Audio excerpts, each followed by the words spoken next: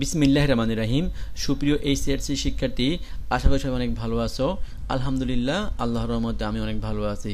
প্রিয় শিক্ষার্থী, আজকে তোমাদের সাথে আমি অ্যাকাউন্টিং ফার্স্ট পেপারের নগদান বইয়ের 3 গড়া নগদান বই নিয়ে আলাপ করব। আজকে আমাদের লেকচার 3। প্রিয় শিক্ষার্থী, তোমরা যারা লেকচার 1 এবং 2 এখনও দেখো নাই, তোমরা কষ্ট করে লেকচার 1 এবং 2 দেখার পরে লেকচার 3 দেখবা। কারণটা হলো, তোমার লেসন 1 এবং 2 ক্লিয়ার না বুঝতে পারলে তোমরা কিন্তু লেসন 3 অনেক কিছুই বুঝবা না।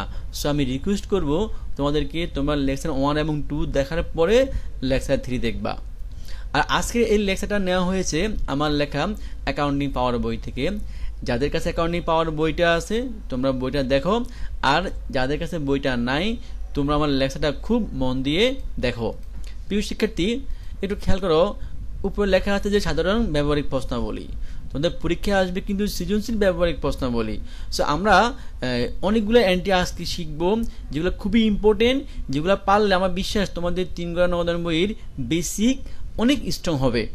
এমনকি তোমাদের পরীক্ষায় তোমাদের যে 3 গড়া নগদান বই আসবে বা 2 গড়া নগদান বই আসবে, তোমরা খুব ইজিলি অ্যান্সার করতে পারবা।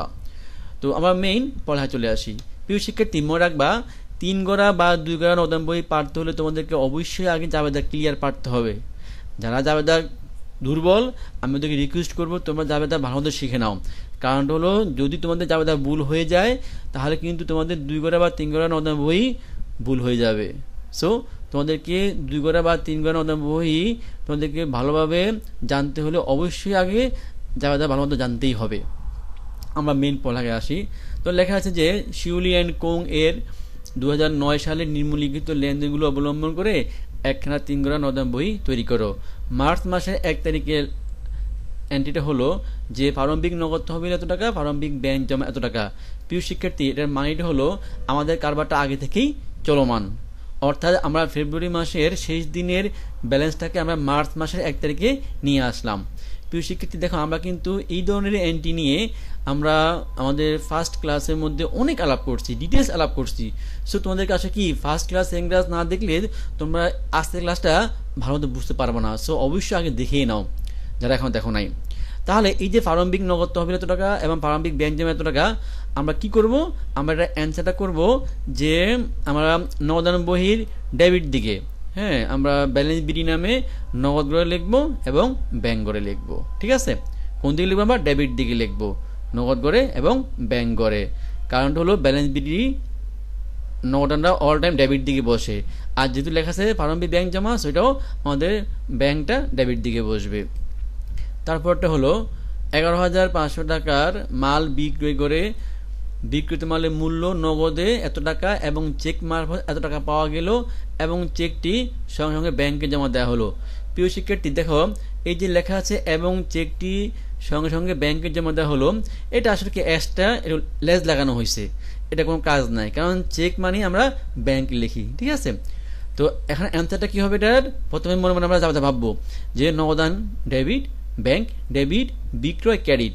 দেখো নগদ ডেবিট দিকে, ব্যাংক ডেবিট দিকে আমরা লিখবো, বিক্রয় নামে লিখবো। তাহলে আমরা কীভাবে লিখবো দেখো একটু। আমরা লিখলাম এখানে মার্চ মাসের 2 তারিখ দিয়ে বিক্রয় হিসাব নামে এই যে নগদ গড়ে লিখলাম, আর আমরা ব্যাংক গড়ে লিখলাম, আর আমরা ব্যাটে লিখে দিলাম নগদে ও চেকে মাল বিক্রয়। তারপরটা হলো, দেখো মিস্টার রুমনের নিকট হতে তার 1200 টাকা দেনা পূর্ণ নিষ্পত্তিতে এত টাকা চেক পাওয়া গেল।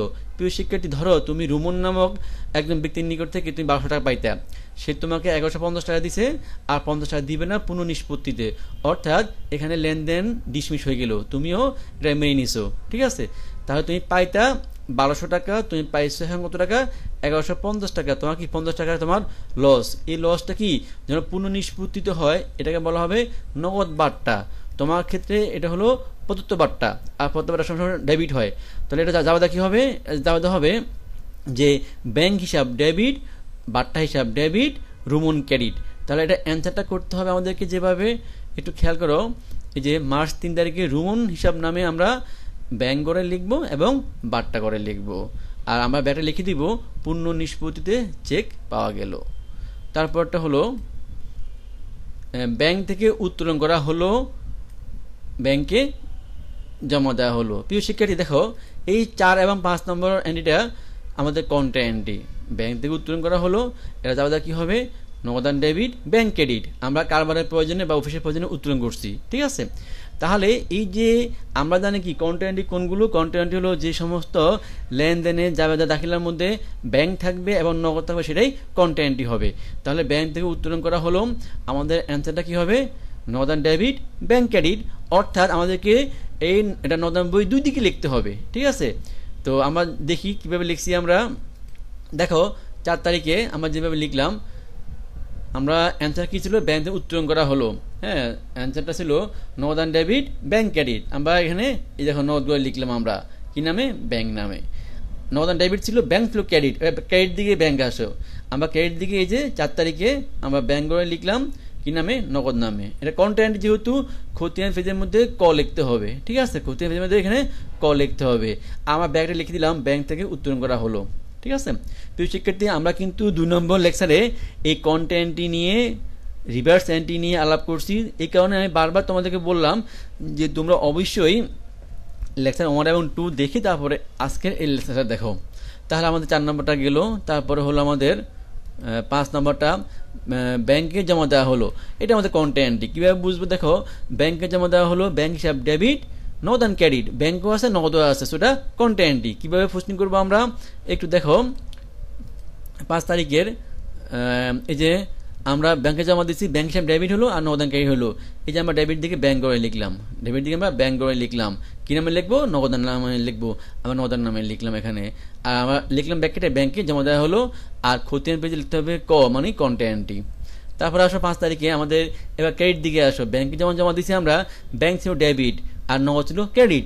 দেখো ক্রেডিট দিকে আমরা নগদ করে লিখবো, হ্যাঁ কি নামে, ব্যাংক নামে। আর ব্যাংকটা লিখে দিব আমরা ব্যাংকে জমা দেওয়া হলো, আর আমরা খতিয়ান পেজে ক লিখে দিব। তোমাদের এখানে সি লেখো তাও হবে, মানে ক মানে কোনটা, সি মানে কোনটা, সি মানে হলো ইংলিশে কোনটা বোঝানো হচ্ছে এখানে। তারপর একটা হলো 6 তারিখে মালিকের ব্যক্তিগত প্রয়োজনে ব্যাংক থেকে উত্তোলন করা হলো। দেখো আমরা কিন্তু 4 নম্বর কি শিখলাম, ব্যাংক থেকে উত্তোলন করা হলো, আর এখন কি আসছে মালিকের ব্যক্তিগত প্রয়োজনে ব্যাংক থেকে উত্তোলন। তো দেখো মালিক তার ব্যক্তিগত প্রয়োজনে ব্যাংক থেকে হোক আর কারবার থেকে হোক উত্তোলন করলে সবসময় কি উত্তোলন নামকেই ডেবিট করতে হয়। তাহলে আমাদের কি হবে, উত্তোলন ডেবিট এবং ব্যাংক ক্রেডিট। ব্যাংক কোন দিকে আছে, ক্রেডিট দিকে আছে, তাহলে আমরা ক্রেডিট দিকে ব্যাংক করে লিখবো, আমরা ক্রেডিট দিকে ব্যাংক করে লিখবো উত্তোলন নামে। দেখো 6 তারিখে এই ক্রেডিট দিকে আমরা ব্যাংক করে লিখলাম কি নামে, আমরা উত্তোলন নামে লিখলাম, আর আমরা ব্যাটে লিখলাম মালিকের প্রয়োজনে ব্যাংক থেকে উত্তোলন। তারপরটা হলো যে মালিক কর্তৃক কারবার থেকে পণ্য উত্তোলন। প্রিয় শিক্ষার্থী একটু খেয়াল করো, পণ্য উত্তোলন করলে যাওয়া কি হবে, উত্তোলন ডেবিট হবে, আর করছি কি আমরা পণ্য ক্রয় ক্রেডিট হবে। দেখো উত্তোলন ডেবিট এবং ক্রয় ক্রেডিট, এখানে নগদও নাই ব্যাংকও নাই, এটা আমাদের লেনদেন, বাট নগদ বা ব্যাংক সংক্রান্ত লেনদেন না, সো এটা আমাদের কি নগদান বইতে আসবে না, এটা খেয়াল রাখতে হবে। আমরা পরে নোট লিখে দিব যে 7 তারিখে সংগঠিত লেনদেনটি নগদ বা ব্যাংক সংক্রান্ত নয় বিধায় হিসাবে দেখানো হলো না। তারপরটা হলো হাসিবকে 12,000 টাকার পূর্ণ নিষ্পত্তিতে 10,000 টাকা দেওয়া হলো। দেখো তোমার কাছ থেকে হাসিব নামক একটা ব্যক্তি 12,000 টাকা পাইতো, তুমি কি করছো, ওকে 10,000 টাকা দিচ্ছ পূর্ণ নিষ্পত্তিতে, যে বলছো ভাই 10,000 টাকা দিলাম আর 2,000 আমি দিতে পারবো না, তাহলে উনিও মানে রাজি হয়ে গেল। তাহলে তোমার কি এখানে লাভ না লস বলো তো, তোমার হলো লাভ। কিভাবে বুঝলাম, তুমি কথা 12,000 টাকা তুমি দিছো 10,000 টাকা, 2,000 টাকা তুমি কম দিছো, তো তোমার 2,000 টাকা লাভ। তাহলে এটা যাবে কি হবে, হাসিব হিসাব ডেবিট 12,000 টাকা, নগদান ক্রেডিট 10,000 টাকা, বারটা ক্রেডিট 2,000 টাকা। এই যে পূর্ণ নিষ্পত্তির সময় যে টাকা আমি তুমি কম দিছো সে তোমার লাভ, এটা হলো প্রাপ্ত বার্তা। হ্যাঁ, তো যাওয়াটা হবে যে হাসিব হিসাব ডেবিট নগদান ক্রেডিট বারটা ক্রেডিট। তাহলে নগদান কোন দিকে, ক্রেডিট দিকে, বারটাও ক্রেডিট দিকে, এটা প্রাপ্ত বার্তা। অ্যান্সারটা লিখতে হবে যেভাবে, দেখো একটু 12 তারিখে এই যে হাসিব হিসাব পূর্ণ নিষ্পত্তিতে টাকা দেওয়া হলো, এই দেখো আমরা নগদ টাকা দিছি, নগদ করে পড়ছে 10,000 টাকা, আর বারটা করে পড়ছে আমাদের 2,000 টাকা। তারপর একটা হলো সাথীর নিকট থেকে 5,000 টাকা চেক পেয়ে স্মৃতিকে দেওয়া, স্মৃতিকে প্রদান করা হলো। হ্যাঁ প্রিয় শিক্ষার্থী, এটা হলো আমাদের রিভার্স এন্ট্রি। দেখো এখানের মধ্যে সবচেয়ে যেটা বড় প্রবলেমটা, যাওয়াটা হয় কিরকম, স্মৃতি হিসাব ডেবিট সাথী হিসাব ক্রেডিট, আমাদের যাওয়া হলো এটা। তো শিক্ষার্থীরা ভাবে যেখানে তো যখন যাওয়া করি আমরা কোনো নগদও নাই, ব্যাংকও নাই, এটা আমাদের হিসেবে আসবে না। স্টুডেন্ট এটা ভাবে, আসলে কিন্তু এখানে নগদ আছে, উজ্জ্বল আছে। কিভাবে বুঝবো আমরা? দেখো, সাথীর নিকট থেকে টাকা পাইছি আমি আগে, তারপর আমি সে টাকাটা স্মৃতিকে দিছি। হ্যাঁ, তার মানে বুঝতে হবে যে প্রথম টাকা পাইছি, পরে আমি দিছি। তাহলে যখন পাইছি আমি, তখন অ্যান্সার কি ছিল? নগদান ডেবিট, সাথী ক্রেডিট। আবার স্মৃতি যখন দিছি, তখন কি ছিল? স্মৃতি ডেবিট, নগদান ক্রেডিট। নগদ দুই দিকে আছে। প্রিয় শিক্ষার্থী, আমরা কিন্তু লেকচার 2-তে আমরা রিভার্স এন্ট্রি নিয়ে ডিটেলস আলাপ করছি। তোমরা অবশ্যই এই লেকচার 2 দেখে তারপরে, এই কারণে বললাম এগুলো দেখো, লেকচার 1 এবং 2 দেখে তারপর দেখো, নতুবা ক্লিয়ার বুঝবে না, কিন্তু ওখানে ডিটেলস দেওয়া আছে। তাহলে আমাদের এটা অ্যান্সারটা হবে দুই দিকে বসবে, কারণ রিভার্স এন্ট্রিও দুই দিকে বসে, বাট নগদ করে বসবে। কন্ট্রা যেমন কি হয়, দুই দিকে বসে, মানে ডেবিট দিকে বসে, ক্রেডিট দিকে বসে। যদি ডেবিট দিকে নগদে বসে, ক্রেডিট দিকে ব্যাংকে বসে। আবার যদি ডেবিট দিকে ব্যাংকে বসে, ক্রেডিট দিকে নগদে বসে। কিন্তু রিভার্স এন্ট্রির একটা মজা হলো কি, সুবিধা হলো কি, দুই দিকে বসবে বাট নগদ করে বসবে। তাহলে অ্যান্সারটা কীভাবে হবে? দেখো, এই যে 16 তারিখে আমরা সাথী ইউনিয়ন টাকা পাইছি, নগদান ডেবিট, সাথী ক্রেডিট। এই যে আমরা নগদ করে লিখলাম, 5,000 টাকা সাথী নামে লিখলাম। আর আমরা লিখবো ব্র্যাকেটে সাথী থেকে চেক পেয়ে স্মৃতিকে প্রদান। আর এখানে আমরা আর লিখবো, আর মানে রিভার্স এন্ট্রি বোঝানো হচ্ছে। আমরা যখন ক লিখি, কন্টেন্ট এন্ট্রি বুঝাই আমরা, এখানে আমরা কি লিখবো? আর লিখবো, খেয়াল রাখতে হবে।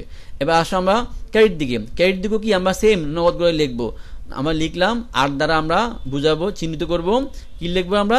স্মৃতি হিসাব। স্মৃতিকে দেওয়া হলো স্মৃতি হিসাব ডেবিট, নগদান ক্রেডিট। তাহলে এখানে স্মৃতি হিসাব নামে লিখতে হবে। আর আমরা ব্র্যাকেটে লিখবো সাথী থেকে চেক পেয়ে স্মৃতিকে প্রদান। প্রিয় শিক্ষার্থী, তোমরা লেকচার 1 এবং 2 দেখে নাও, এগুলো ক্লিয়ার বুঝতে হলে। তারপর একটা হলো, ম্যাডোনার নিকট থেকে তার দেনা বাবদ নগদ এত টাকা এবং এত টাকা চেক পাওয়া গেল।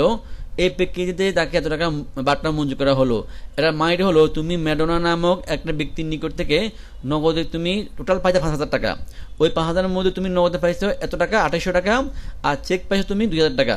আর 200 টাকা তুমি পাও নাই, সেটা তুমি বার্তা মঞ্জুর করছো, যে পূর্ণ নিষ্পত্তি। এখানে এটা পূর্ণ নিষ্পত্তিতে। তাহলে এখানের মধ্যে যেটা হবে, নগদান ডেবিট, চেক যেহেতু ব্যাংক ডেবিট, বার্তা ডেবিট, ম্যাডোনা ক্রেডিট। তাহলে আমরা সব ডেবিট দিকে লিখবো। কিভাবে লিখবো একটু খেয়াল করো। 17 তারিখে এই যে ম্যাডোনা হিসাব নামে লিখবো আমরা, পূর্ণ নিষ্পত্তিতে নগদ টাকা এবং চেক পাওয়া গেল। আমরা নগদটা কই লিখবো? এই যে নগদ করে লিখবো, নগদ করে লিখলাম। ব্যাংকটা আমরা ব্যাংক করে লিখলাম। আর যেটা বার্তা, সেটা আমরা বার্তা করে লিখলাম। এটা আমাদের প্রদত্ত বার্তা। প্রিয় শিক্ষার্থী, একটু ভালোভাবে বুঝে নাও তোমরা এগুলা। তারপর একটা হলো আমাদের বিজ্ঞাপন খরচ চেকে প্রদত্ত হলো। বিজ্ঞাপন হিসাব ডেবিট, ব্যাংক ক্রেডিট। ব্যাংক কোন দিকে? ক্রেডিট দিকে। সো আমরা ক্রেডিট দিকে ব্যাংক করে লিখবো। আমরা ক্রেডিট দিকে ব্যাংক করে লিখবো। দেখো লিখলাম আমরা ক্রেডিট দিকে ব্যাংক করে টাকাটা লিখলাম তোমার বিজ্ঞাপন নামে। আর আমরা ব্যাংকটা লিখবো হচ্ছে কি বিজ্ঞাপন প্রদত্ত হলো। তারপর একটা হলো আয়কর ধার্য করা হলো। প্রিয় শিক্ষার্থী, দেখো আয়কর ধার্য করা হলো। আমাদের শিক্ষার্থীরা যে ভুলটা করে, ওরা আয়কর পাইলেই ভাবে যে উত্তোলন ডেবিট, নগদান ক্রেডিট। কিন্তু এখানে আসলে এরকম লেনদেনে না। কেন লেনদেন না? আয়কর ধার্য করছে। যদি বলতে আয়কর দেওয়া হলো, তাহলে আমাদের হয়তো লেনদেন। এখন এটা আমাদের কোনো লেনদেন না, এটা আমাদের হিসাবে আসবে না। কারণটা হলো, এখানে আমরা এখন টাকা দিই নাই, আর্থিক অবস্থা কোনো পরিবর্তন এখনো হয় নাই। ঠিক আছে, আমরা নোট লিখে দিব যে 21 তারিখে সংগঠিত লেনদেনটি এখনো মানে লেনদেন কমপ্লিট হয় নাই, মানে আর্থিক অবস্থা কোনো পরিবর্তন হয় নাই, টাকা দিই নাই, এখন লেনদেন নয়, সো হিসেবে দেখানো হলো না। তারপরটা আসলে বার্তা প্রাপ্তি। প্রিয় শিক্ষার্থী, এই এন্ট্রিটা খুবই ইম্পর্টেন্ট। স্টুডেন্টরা শুধুমাত্র বেসিক দুর্বল হওয়ার কারণে এটা ভুল করে। বার্তা প্রাপ্তি, ওরা প্রথমত ভাবে এখানে নগদ সম্পর্ক আছে, মানে নগদান হিসাবটা আসবে, কিন্তু না। তোমার এভাবে ভাববা যে বার্তা প্রাপ্তি এটা আমাদের ক্রেডিট, প্রাপ্ত বার্তা ক্রেডিট হয়। ডেবিট কি হবে? ডেবিটে স্টুডেন্টরা নগদান লেখে না, এখানে নগদ লেখা যাবেই না। প্রিয় শিক্ষার্থী, তাহলে আমরা কি লিখবো? প্রশ্ন সেই জিনিসটা বুঝতে হবে। এখানে আরেকরকম কাহিনী করছে। কাহিনী কিরকম? ধরো তুমি কারো নিকট থেকে ধারের পণ্য ক্রয় করছো। আচ্ছা, ধারের পণ্য ক্রয়, আমরা তখন দাবিদার কি লিখি? ক্রয় হিসাব ডেবিট, প্রদেয় হিসাব বা পাওনাদার আমরা ক্রেডিট করি। এখন এখানে সেটাই বুঝতে হবে যে আমরা যখন আগে পণ্য ক্রয় করছি, আমরা টাকা দেওয়ার সময় 300 টাকা কম দিছি। তাহলে কার সম্পর্ক? এখানে প্রদেয় হিসাবের সম্পর্ক বা পাওনাদার সম্পর্ক। সেখানে অ্যান্সারটা হবে প্রদেয় হিসাব বা পাওনাদার ডেবিট এবং বার্তা ক্রেডিট। তাহলে বাট্টা কোন দিকে আছে, এখানে ক্যারির দিকে আছে। দেখো আমরা কিভাবে লিখবো, তাহলে 23 তারিখে আমরা তাহলে এই ক্যারির দিকে বাট্টা করে লিখবো, যে বাট্টা করে আমরা 23 তারিখে লিখলাম 300 টাকা। কি নামে লিখবো, এই প্রদেয় বা পাওনাদার হিসাব নামে লিখবো আমরা। ব্যাকেট হবে বাট্টা প্রাপ্তি। প্রিয় শিক্ষার্থী খেয়াল করো, স্টুডেন্ট এখানে নগদান লেখে না, এখানে লেখা যাবেই না। হ্যাঁ, বাট্টা আমরা হলো কি নগদ টাকা ছাড় দেওয়া বা নগদ টাকা ছাড় পাওয়া, আর বাট্টা হলো একটা অনগদ লেনদেন। ঠিক আছে, এটা খেয়াল রাখতে হবে প্রিয় শিক্ষার্থী। তারপরটা আমরা আসি, দেখো লেখা আছে ব্যাংক কর্তৃক মঞ্জুরিকৃত সুদ এত টাকা, দায়িত্বকৃত চার্জ এত টাকা। প্রিয় শিক্ষার্থী দেখো, ব্যাংক কর্তৃক মঞ্জুরিকৃত সুদ মানে কি, তোমার টাকা ব্যাংকে জমা আছে, তোমার ব্যাংক সুদ দিছে, টাকা ব্যাংকে বেড়ে গিয়েছে। ঠিক আছে, আর ব্যাংক চার্জ মানে কি, তোমার টাকা ব্যাংকে যে তোমাকে একটা অ্যাকাউন্ট নাম্বার দিল, ব্যাংকে তোমার পক্ষ হয়ে লেনদেন করে, ব্যাংকের লাভ কোথায়, ব্যাংকটা ইয়ারলি চার্জ নিয়ে নেয়, এতে করে তোমার টাকা ব্যাংক থেকে হ্রাস পায়। তাহলে আমরা যেটা বুঝলাম, ব্যাংক কর্তৃক মঞ্জুরিকৃত সুদ, এটা জাবেদাটা কি, ব্যাংক হিসাব ডেবিট, ব্যাংক সুদ ক্রেডিট। তাহলে ব্যাংক ডেবিট কিন্তু, তাহলে আমরা কি করব, দেখো আমরা 31 তারিখে আমরা ডেবিট দিকে এই যে ব্যাংক গড়ে লিখবো, আমরা ব্যাংক গড়ে লিখবো কি নামে, ব্যাংক সুদ নামে, মঞ্জুরিকৃত সুদ। ঠিক আছে, আবার এই যে চার্জটা আছে, এই যে দার্জিকৃত চার্জ আছে, এর কারণে কি হলো, আমার ব্যাংকে কমে গেছে। তাহলে কি হবে, bank charge debit, bank credit. Bank কোন দিকে আছে, তাহলে ক্রেডিট দিকে আছে। তাহলে আমরা এখানে কি করব, দেখো ক্রেডিট দিকে আমরা ব্যাংক গড়ে লিখবো, আমরা ক্রেডিট দিকে ব্যাংক গড়ে লিখলাম কি নামে, ব্যাংক চার্জ নামে লিখবো, আমরা দার্জিকৃত চার্জ আমরা ব্র্যাকেটে লিখে দিব। তারপর একটা হলো প্রিয় শিক্ষার্থী, খুব একটা ইম্পর্টেন্ট এন্ট্রিটা, এখানে শিক্ষার্থীরা অনেক ভুল করে। হ্যাঁ, একটু ভালোভাবে বুঝে নাও, খুবই ইজি, একটু ভালোভাবে বুঝে নাও। দেখো লেখা আছে নগদ উদ্বৃত্তের এত টাকা হাতে রেখে বাকি টাকা ব্যাংকে জমা দাও। প্রিয় শিক্ষার্থী, এটা মানি হলো, ধরো তুমি মার্চ মাসে তোমার যে কারবারটা আছে, তুমি এখানে টাকা পয়সা লেনদেন করছো, এখন তুমি নগদ টাকা যা পাইছো, যা অনেক টাকা ধর পাইছো, পাওয়ার পর কি করছো, যে এখন তুমি তোমার ক্যাশের মধ্যে মাত্র 5,000 টাকা রাখবা, বাকি যেটা বেশি আছে তুমি কি করবা, সেটা ব্যাংকে জমা দিয়ে দিবা। তাহলে তুমি এখানে এটা ভাববা প্রথমে যে ব্যাংকে জমা দিলে কি হয়, এটা কন্ট্রা এন্ট্রি হয়। ঠিক আছে, এখানে এই জিনিসটা খেয়াল রাখবা। এবার আমরা একটু অ্যান্সারে আসি, কিভাবে লিখবো আমরা। দেখো প্রথমত আমরা জানি যে আমাদের নগদানের ডেবিট দিক অবশ্যই বড় হবে, আমরা নগদানটা আগে যোগ করে দিব। এখানে যোগ করার পরে আমাদের ৬৮,৩০০ টাকা হয়েছে। আমরা এই টাকাকে কি করব, ক্রেডিট দিকে আবার নগদ করে লিখে দিব। ক্রেডিট দিকে নগদ করে লেখার পরে যে কাজটা করতে হবে, এই যে এখানের মধ্যে একটু খেয়াল করো, ৩১ তারিখে ব্যাংকে জমা দেওয়া হলো, এই কন্টেন্ট একটা আছে, এই কন্টেন্টে কিন্তু আমাদের এই যে অঙ্ক আছে, দেখো অঙ্কের কোনো এন্ট্রি না, এটা হলো কি এই জিনিসটাই ব্যাংকে জমা দেওয়া হলো, কোন টাকাটা, এই 5,000 টাকা যেটা বেশি সেটা আমরা ওই এন্ট্রি করলাম।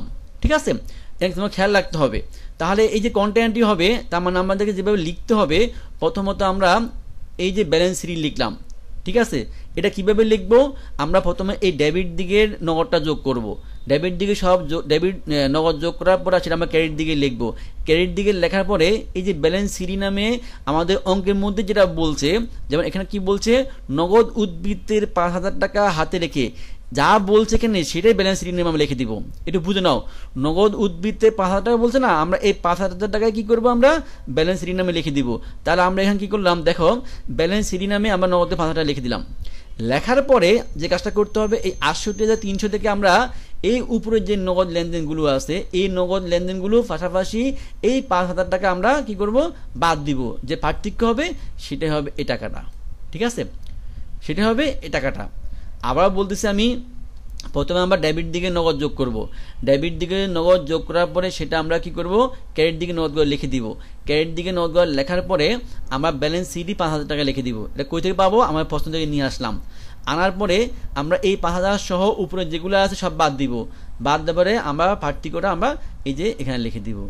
এবার দেখো, যেহেতু আমাদের প্রশ্নের মধ্যে বলাই আছে ব্যাংকে জমা দাও, কোনটা 5,000 টাকার বেশিটা, মানে ওটা হলো 5,000 টাকার বেশি, তাহলে যদি আমরা ব্যাংকে জমা দিই আমাদের অ্যান্সারটা কী হবে, কন্টেন্টই হবে ব্যাংক হিসাব ডেবিট, নগদান ক্রেডিট। তাহলে আমরা এই যে ডেবিট দিকে ব্যাংক করে লিখলাম টাকাটা, আর ক্রেডিট দিকে নগদ আমরা লিখে ফেলছি। তাহলে আমরা যেভাবে কন্টেন্ট করি ব্যাংকে জমা দিয়ে সেভাবে লিখবো। এই যে ব্যাংকে করে লিখলাম নগদ নামে, ব্যাংকে জমা দেওয়া হলো, আবার ক্রেডিট দিকে তো আমরা টাকা নগদ করে লিখছি, আমরা ব্যাংক হিসাব নামে লিখবো। ঠিক আছে প্রিয় শিক্ষার্থী, আমরা নগদটা আগে কমপ্লিট করার পরে আমরা কি করব, ব্যাংকটা যোগ বিয়োগ করব। ব্যাংকের কিন্তু সিডিবিডি যে কোনো দিকে হতে পারে। ঠিক আছে, আমরা যখন এখানে লিখলাম এই যে টাকাটা ব্যাংক করে লিখলাম, এবার আমরা ব্যাংক যোগ করব। তো আমাদের এখানে ডেবিট দিকে ব্যাংকটা বেশি হয়েছে, তারপরে আমরা ক্রেডিট দিকে লিখলাম, ক্রেডিট দিকে সব বাদ দিলাম, আমরা যা পার্থক্য হয়েছে সেটা আমরা কি করলাম, ব্যালেন্স সিডি বরাবর লিখে দিলাম। ঠিক আছে প্রিয় শিক্ষার্থী, একটু ভালো করে একদম বুঝে নাও। তারপর দেখো এখানে আসে বারটা, এটা প্রদত্ত বারটা, এটা হলো প্রাপ্ত বারটা, আমরা যোগ করলাম, আমরা ডাইরেক্ট টাকাটা লিখে দিলাম। খেয়াল রাখতে হবে বারটার কোনো সিডিবিডি বের করা যায় না, যা হবে আমরা সেটা সরাসরি লিখে দিব। ডেবিট হলো প্রদত্ত বারটা আর ক্রেডিট হলো প্রাপ্ত বারটা। এরপরে আমরা যে কাজটা করবো, এই দেখো ব্যালেন্স সিডিকে আমরা নেক্সট টাইম কি নিয়ে আসবো, ব্যালেন্স বিডি আকারে লিখবো। আমাদের এইগুলো হলো মার্চ মাসের লেনদেন, আমাদের এটা হলো কি আমাদের এপ্রিল মাসের ব্যালেন্স বিডি নামে লিখতে হবে। আমরা এই যে ব্যালেন্স সিডি আছে নগদ গড়ে এবং আমাদের ব্যাংক গড়ে, আমরা সেই টাকাগুলোকে কি নিয়ে আসবো, ব্যালেন্স বিডি আকারে আমরা নগদ গড়ে লিখে দিব। প্রিয় শিক্ষার্থী, তোমরা এগুলো ভালোভাবে দেখো, না বুঝতে পারলে আমাদেরকে বলবা, আমরা তোমাদেরকে এগুলা আবার অ্যান্সার দিয়ে দিব, তোমরা কমেন্টে জানাবা। প্রিয় শিক্ষার্থী, তোমরা সবাই ভালো থাকো। আজকে এই পর্যন্তই, আল্লাহ হাফেজ।